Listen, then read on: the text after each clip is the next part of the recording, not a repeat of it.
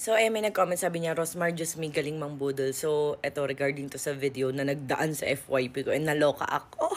So, ayan, saan daw aabot ang 600 pesos na mystery parcel, Rosmar? So, ako na naman. Ang tagal na pong lipas ng Rosmar Secret Parcel. Ang tinigil ko na yon dahil po, dapat kasi ang secret parcel sa akin magagaling kasi nilalagyan natin yung mga voucher. Silyado po yun bago ko binibigay sa distributor. Kaso yung mga tao na ang tataba ng utak ang ginawa, nilalagay nila na Rosmar Secret Parcel daw, pero sila naglalagay ng products na gusto nila. As in, tapos mga peking Rosmar product pa yung nilalagay. Kaya tinigil na namin kasi sa akin nasisisi lahat. Then ngayon mas malala, umorder daw siya ng Rosmar Secret Parcel pero ang laman daw ay wipes. Ito yung parang wipes na nakita ko 20 pesos, 10 piraso na eh. Tapos may caption pa na day 1 hanggang ibalik 600 pesos ko Rosmar Mystery Parcel. So ay nag-comment ako, sabi ko peke po yan. Sabi niya, saan niyo po ba na-check out? Sa live ba ni Ma'am Rosmar? Kaya nga lagi tayo nagla-live, lagi kong sinishare yung mga legit distributors. Tapos ayan, may mga uto-uto naman na naniniwala. Tapos ito matalino sabi, edi i-return and refund nyo, Diyos ko. Tapos ito yung comment na Diyos may galing mambudol. Ito yung pinakang magaling na naniwala.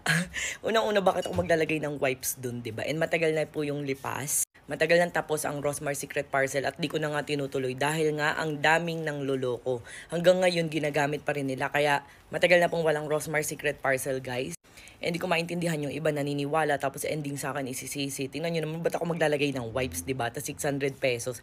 Ganito lang yan kadali. Para tumigil na yung mga tao na ng loloko, i-report nyo po yung shop kung saan kayo bumili. I-return and refund nyo. Imagine mo 600 pesos tapos wipes ang laman, diba? I-return and refund nyo para totally maban na yung account nila kung anumang account yung pinagtinda nila para di na sila makapangloko ng ibang tao. Ayan. So dito available naman po yung aking TikTok shop. Nandito po sa Yellow Basket. O kaya naman i-search nyo lang sa Orange app, Rosmar, or kung anong product na gusto nyo doon. Magtingin kayo ng mga feedback before kayo mag-check out, guys. Imagine mo yung binilhan niya. Imposible. Alam nga naman walang feedback yun, di ba?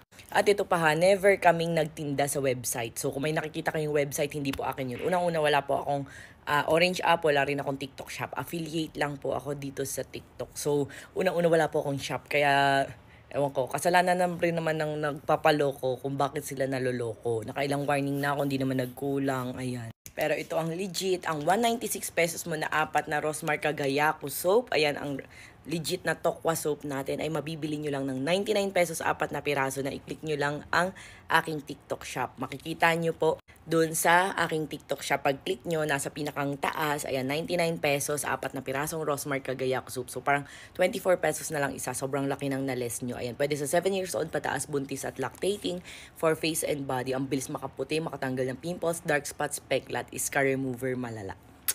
Papaloko kasi.